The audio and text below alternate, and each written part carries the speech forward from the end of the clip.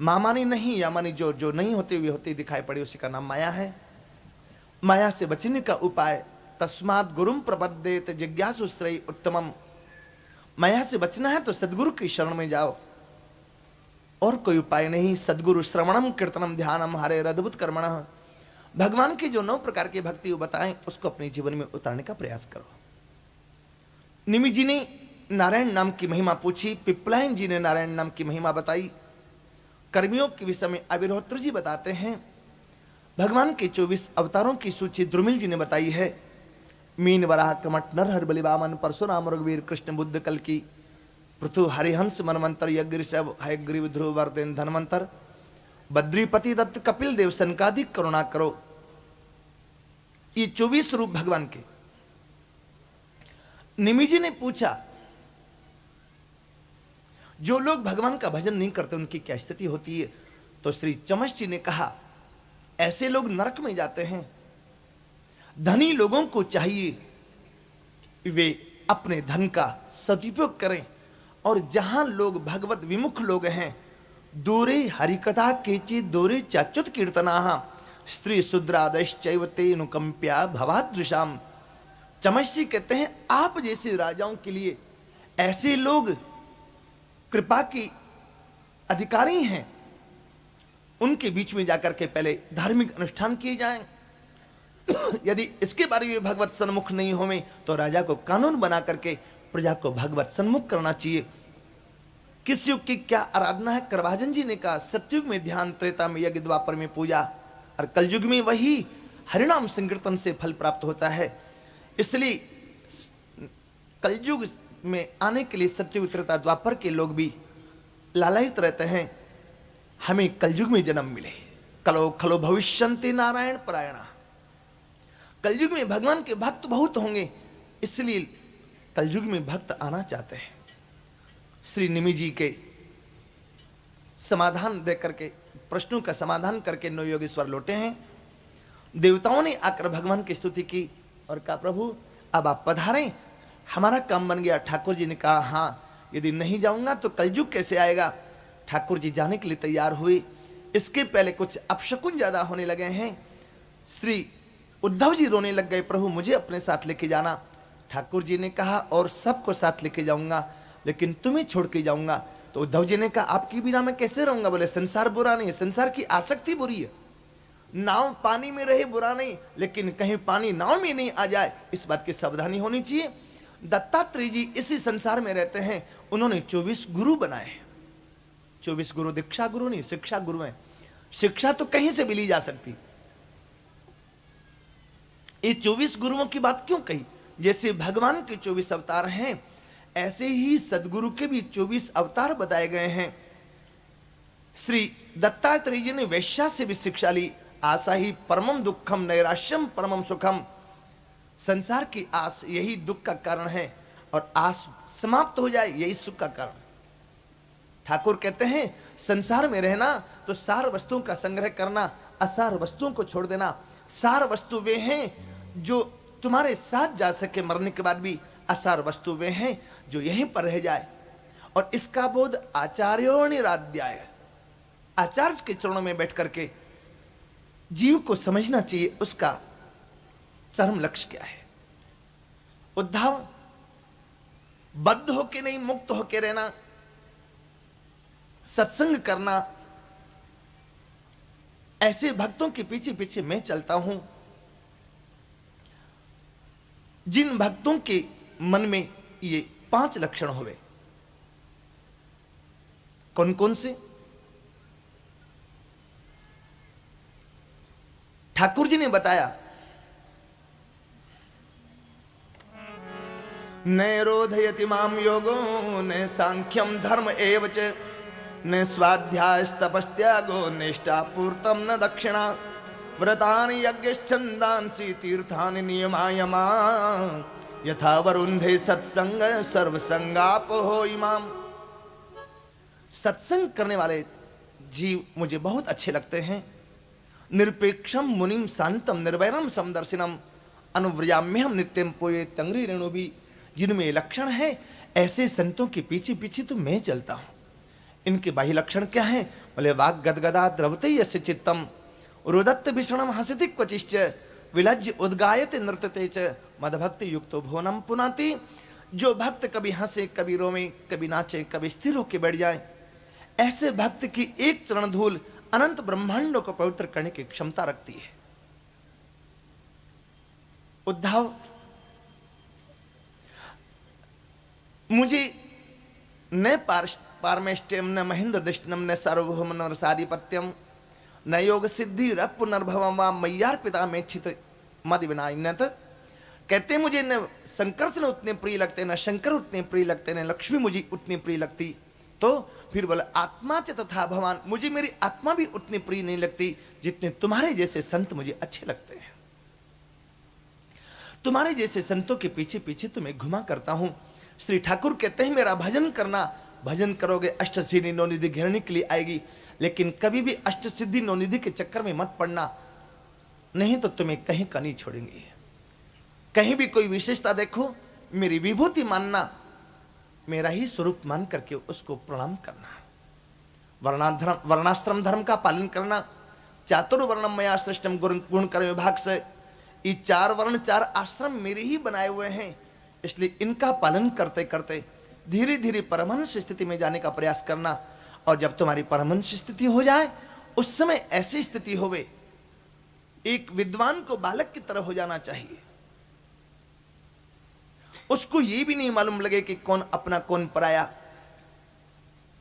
धीरे धीरे धीरे धीरे प्रणवत दंडवत भूमो अश्व चंडाल गोखरान, सामने जो आवे उसको प्रणाम करे। पर श्री उद्धव जी ने पूछा यम कितने, नियम कितने, ये सब बहुत से प्रश्न पूछे हैं। ठाकुर जी ने सबका उत्तर दिया।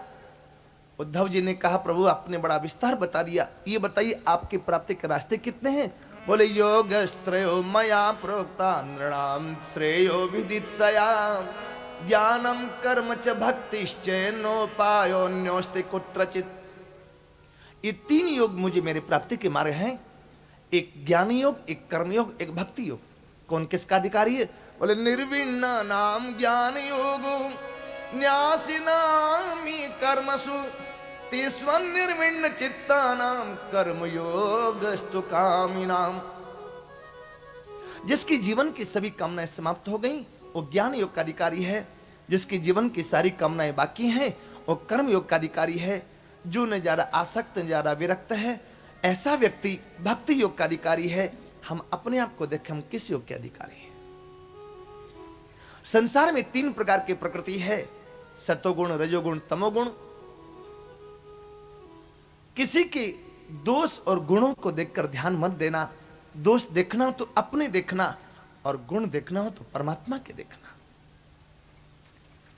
तत्वों का वर्णन करते हुए ठाकुर ने कहा संसार की जितनी संपत्ति है वो सब नश्वर है। आज है कल रहे नहीं रहे क्या पता।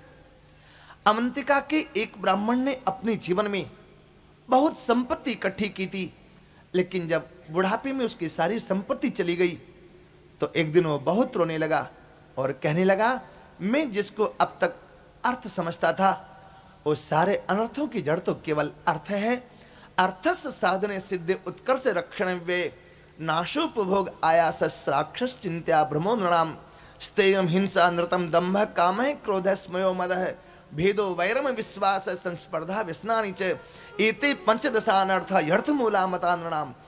इस धन में 15 प्रकार के अनर्थ हैं, इसलिए जो कल्याण चाहने वाले व्यक्ति हैं तस्माद अनर्थम अर्थाख्यम श्रेयोर्थी दूरतश्च त्यजेत। जो कल्याणकारी जीव हैं वे इस अर्थ से दूर रहते हैं। संसार की संपत्ति की कौन कहे?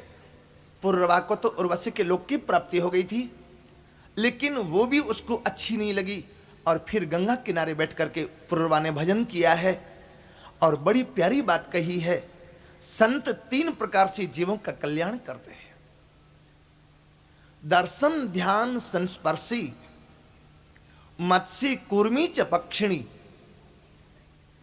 लेकिन संत तो तीनों प्रकार से जीवों का कल्याण करते हैं, दर्शन से, स्पर्श से और उनका कल्याण सोच करके। तीनों प्रकार से संत जीव का कल्याण करते हैं। मेरी भक्ति करना, मेरी 8 प्रकार की मूर्ति होती है, चल अचल 2 प्रकार की प्रतिष्ठा होती है, वैदिक तांत्रिक सम्मिश्रित 3 प्रकार की पूजा होती है। सारी पूजा एक और मेरे चरणों में प्रणाम करना एक और होता है।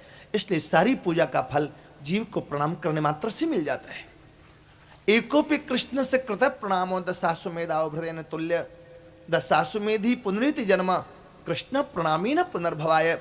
भगवान ने अपने चरणों पादुका दी और कहा, गच्छो धव मया दिष्टो बदरियाख्यम ममाश्रमम तत्र मत्पाद तीर्थो देशनानोपस्पर्शनैः शुचि। जाओ बद्रिकाश्रम में जाके रहना, गंगा जी में स्नान करना, श्रीमद् भागवत जी कथा सुनना। उद्धव जी ने भगवान की चरणों पादुका ली है और इसके बाद भगवान की स्तुति की। स्तुति सुनकर के ठाकुर जी बड़े प्रसन्न हुए। उद्धव जी को विदा किया है चरणों पादुका दे करके उद्धव जी बद्रिकाश्रम चले आए। इसके बाद अब ठाकुर जी ने कहा, सब सत्कर्म का आश्रय लो। नमोस्तुते महायोगिन प्रपन्न मनुसाधिमा यथा त्वच्चरणाम्भुजि रति साधन पायनी। उद्धव जी ने भगवान के चरणों में प्रणाम करते हुए कहा, हे नाथ, आपके चरणों की अनपायनी भक्ति मुझे प्राप्त हुए। आप जहां रखोगे, जैसे रहोगे रखोगे रहूंगा।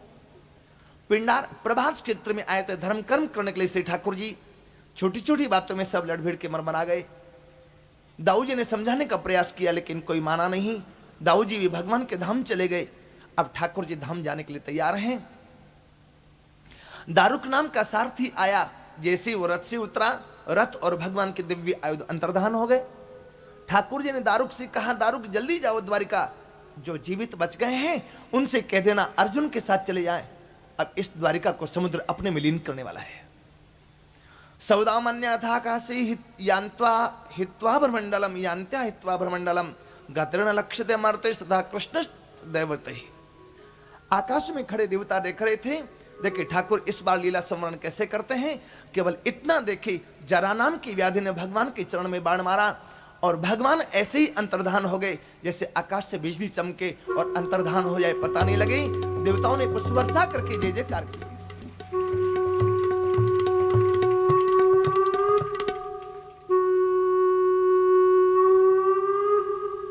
जब भगवान अंतर्धान हो गए, सुखदेव जी परीक्षित जी को भविष्य के राजा प्रजा के विषय में बताते हैं। अब केवल 10-15 मिनट की कथा और शेष रह गई है और इस 10 मिनट की कथा में भी अगले 3-4 मिनट में सुखदेव जी की विदाई होगी। जब सुखदेव जी की विदाई होगी तो उस समय पोथी यजमान सुखदेव जी की पूजा करने के लिए आएंगे। ये हमने इसलिए पहले कहा जिससे जजमान भी सावधान हो जाए, पंडित जी भी सावधान हो जाए। आपने 8 दिन में श्रीमद् भागवत जी की कथा के विषय में जो कुछ सुना, जितना समय था उसमें अधिक से अधिक प्रसंगों को गहराई से छूने का प्रयास किया गया। हम श्रीमद् भागवत जी का पार नहीं पा सकते। ठाकुर कृपा करे हमारे जीवन में जब जब ऐसा मौका मिले हम श्रीमद् भागवत जी को सुनने का प्रयास करें। सब संतों का अपना अपना अनुभव है, उनका अनुभव हमारा भी अनुभव बन जाए। इसलिए जब जब मौका मिले श्रीमद् भागवत जी कथा सुननी चाहिए। इस 8 दिन के श्रीमद् भागवत जी के सत्र में यदि कोई आपको अच्छी बात मिली हो, उसको मेरे गुरुदेव का प्रसाद समझ के स्वीकार करना, उन संतों का प्रसाद समझ के स्वीकार करना जिनसे हमें प्राप्त हुआ हो। कुछ भूल चूक हो गई हो, कहने की बात नहीं कह पाए हो, नहीं कहने की बात कह गए हो, इसके लिए आप इस बालक की भूल को क्षमा करना। हमने पहले निवेदन किया, हमें भागवत जी पढ़नी नहीं आती। सदगुरु कृपा से जो प्रसाद मिल पाया उसी को बांटते रहते हैं संसार में। आज 322वें श्रीमद् भागवत जी को विश्राम देकर के यहां संविदा होंगे। कल सवेरे से